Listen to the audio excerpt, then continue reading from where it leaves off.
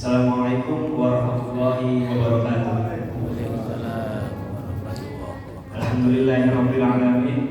Wassalatu wassalamu ala anbiya'i mursalin wa ala alihi wa sahbihi ajmain. Asyhadu an la ilaha illallah wahdahu la syarika lah wa asyhadu anna Muhammadan abduhu wa rasuluh. Alhamdulillahirabbil alamin. Marilah pertama-tama kita panjatkan puji dan syukur kehadirat Allah Subhanahu wa taala karena berkat rahmat dan hidayahnya kita masih diberikan kemudahan untuk bisa melangkahkan kaki kita menuju Masjid Nurul Iman yang sama-sama kita cintai. Alhamdulillah kita telah memasuki hari ke-3. Malam keempat ya. Baik, sebelum mulai selanjutnya kita akan melaksanakan sholat tarawih. Izinkan kami selaku pengurus DKM Masjid Nurul Iman untuk melaporkan beberapa informasi. Yang pertama yaitu untuk penceramah pada malam hari ini adalah Ustadz Irfan Susio. Alhamdulillah beliau telah hadir di tengah-tengah kita. Selanjutnya untuk pendapatan infak kecreng hari kemarin yaitu sebesar Rp570.000, sehingga jumlah pendapatan infak kecreng sampai hari ini adalah Rp1.416.000. Kami selaku pengurus mengucapkan jazakumullah khairan katsiran. Semoga Allah membalas amal ibadah Bapak dan Ibu dengan balasan yang berlipat ganda. Amin ya rabbal alamin. Baik, marilah kita sambut bulan suci Ramadan ini dengan memaksimalkan ya, dengan hari-hari, tinggal berapa hari? Tinggal 26 hari lagi ya. Marilah kita maksimalkan ibadah kita di bulan suci Ramadan ini, dan semoga Allah menerima semua amal ibadah yang telah kita laksanakan, dan semoga kita selalu diberikan kesehatan.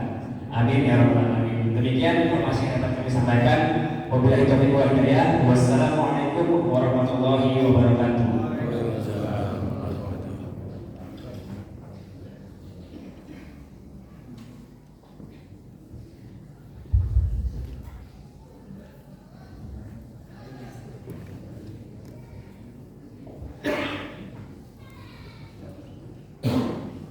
Alhamdulillah, assalatu wassalamu ala rasulillah. Asyhadu an la ilaha illallah wahdahu la syarika lah, wa asyhadu anna Muhammadan abduhu wa rasuluhu, amma ba'd. Hadirin ikhwati iman rahimakumullah. Salah seorang ulama di bidang tajwid dan qiraat yang bernama Ibnu Al-Jazari. Beliau lahir tahun 751, wafat tahun 833 Hijriah. Pernah berkata dalam syairnya di bab Muqaddimah, kata beliau, "Idh wajibun alaihi muhattamun qabla syuru'i awwalan an ya'lamu makharijal hurufi was-sifati liyalfidhu bi afsahil lughati muharririt tajwidi wal mawaqifi wa man ladhi rusima fil masahifi min kulli maqtu'in wa mawsulin biha wa ta'ibun salam takun tuktab biha." Demikian Robi ungkapan beliau dalam syairnya.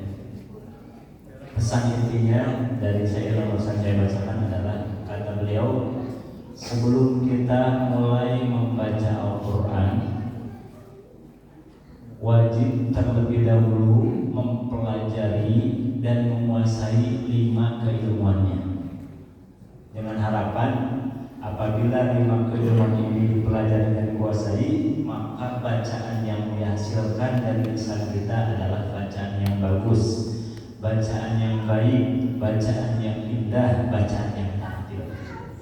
Apa saja 5 keilmuan yang beliau maksudkan? Yang pertama kata beliau, sebelum kita membaca Al-Quran, pelajari dan kuasai ilmu makhraj. Ini yang pertama, makhrijul huruf.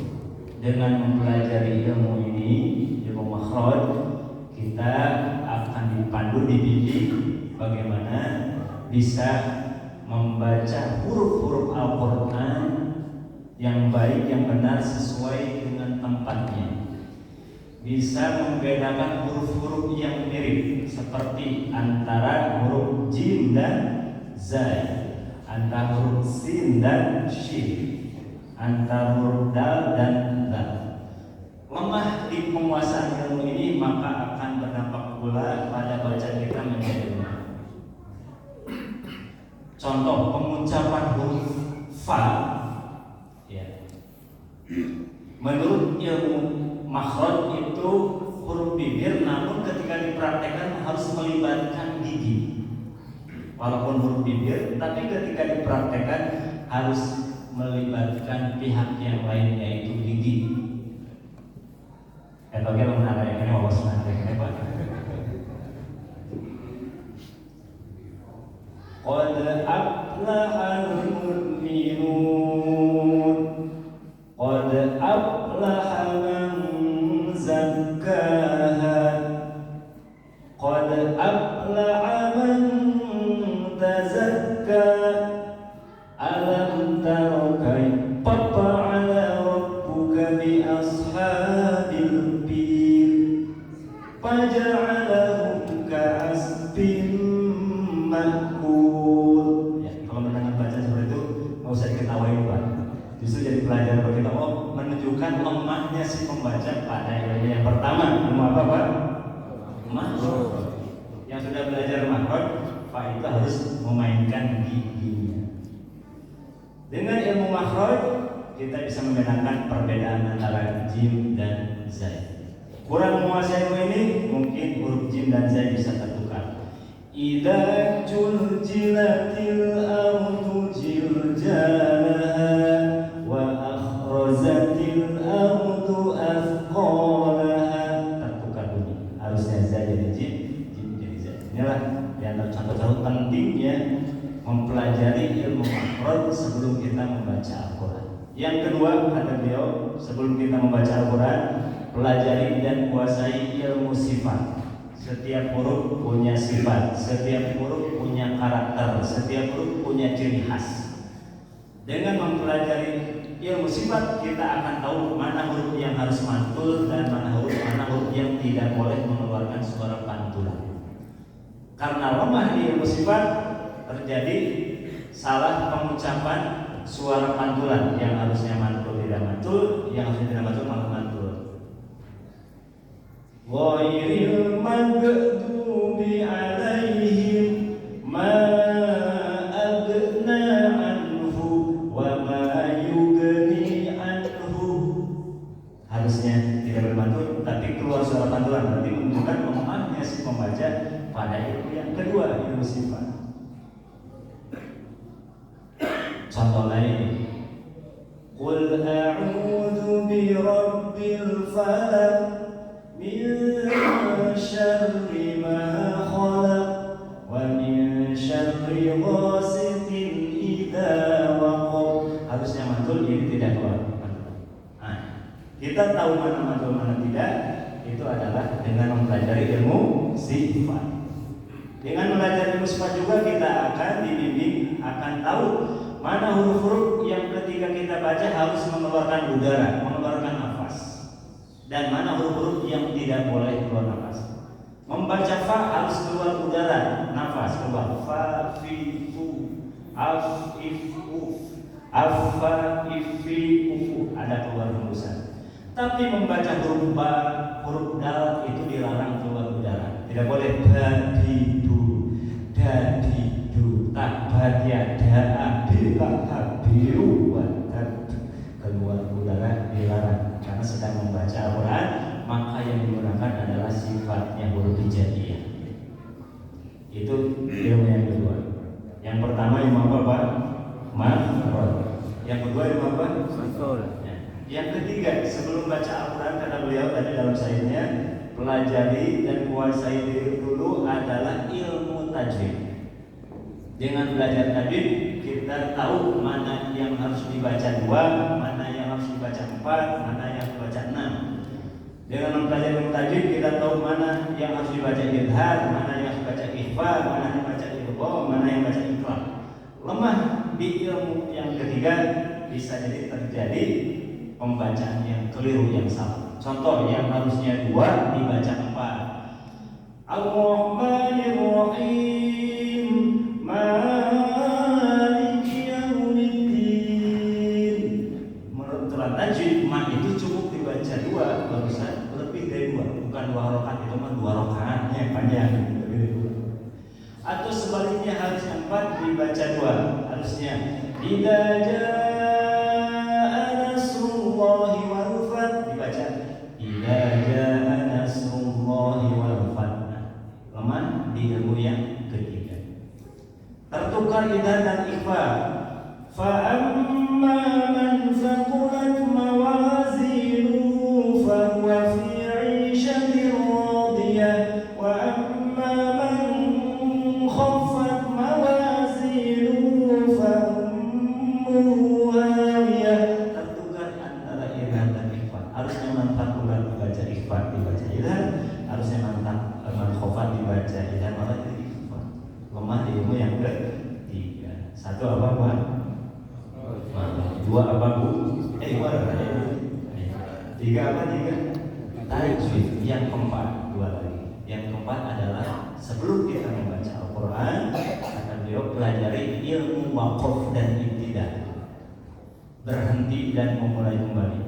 Ketika kita baca Quran, tadabbur Al-Quran, sering bertemu dengan ayat yang panjang, napasnya kuat, lihat kanan kiri tanah waqaf nggak ada, bingung di mana berhentinya. Setelah dapat berhenti, muncul kebingungan kedua, kemana mundurnya.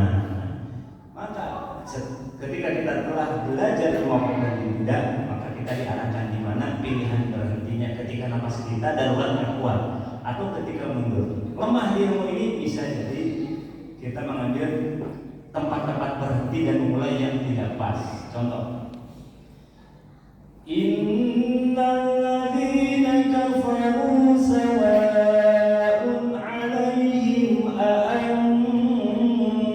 masa berhenti belum selesai kalimatnya. Napasnya pendek, ya tetap walaupun napas pendek tidak bisa berhenti di mundur lagi. Alaihim a'andartahum am lam tundirhum la yu'minun.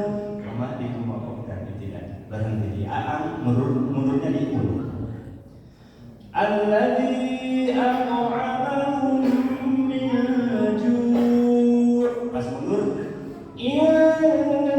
wa amanahum min khawf. Mundurnya dari tidak tepat menurut ilmu waqaf dan itu. Terakhir yang kelima, beliau sebelum kita belajar Al-Quran, membaca Al-Quran, pelajari dan kuasai ilmu rasm dan tobat. Rasm itu adalah tulisan Al-Quran, tobat itu adalah tanda yang menyertainya, baik di atas, di bawah, di sampingnya, seperti tanda alis, tanda tobat terbalik, tanda fathah berdiri, tanda bulatan atau mengkecil. Lemah di ilmu ini bisa terjadi kesalahan membaca. Contoh, membaca ulaika, u-nya dibaca panjang karena terlihat adanya wau. Wa bil akhirati hum yuqinun. Ulaika ala hudan min rabbihim wa ulaika humul muflihun. Kenapa dibaca panjang? Karena ada wawunya. Iya betul, menurut aturan tajwid ada doma bertemu wawu itu dibaca panjang. Tapi menurut ilmu rasm, wawu pada ulaika itu tertulis namun tidak diucapkan, sama seperti wawu pada ulul albab. Wa ma yadhakkaru illa ulul albab. Ulul albab. Nah itu diantara contoh-contoh kesalahan baca Quran gara-gara lemah di ilmu yang kelima, yaitu ilmu ros. Nah, yang pertama kita ulang. Apa ibu yang belajar sebelum kita baca Quran Pak? Kata Imam Asy'ari satu, makhluk, dua, sifat, tiga, kehidupan, wakaf dan ibtidah, lima, rosem. Nah, ya hadirin rahimahullah, bulan Ramadan adalah bulan diturunkannya Al-Quran dan menjadi syarat bagi kita bahwa kita harus meningkatkan waktunya kita meningkatkan persahabatan kita dengan Al-Quran, baik dalam bentuk membacanya, menambah hafalannya, mengulang hafalan yang sudah dikuasai, memahami, mempelajari kandungannya, yang lebih penting lagi itu mengamalkan dalam kehidupan sehari-hari kita. Mudah-mudahan persahabatan kita dengan Al-Quran pada tahun ini bisa meningkat lebih baik lagi daripada tahun sebelumnya. Demikian yang saya sampaikan, semoga bermanfaat. Mohon maaf atas kekurangan. Wassalamualaikum warahmatullahi wabarakatuh. Waalaikumsalam.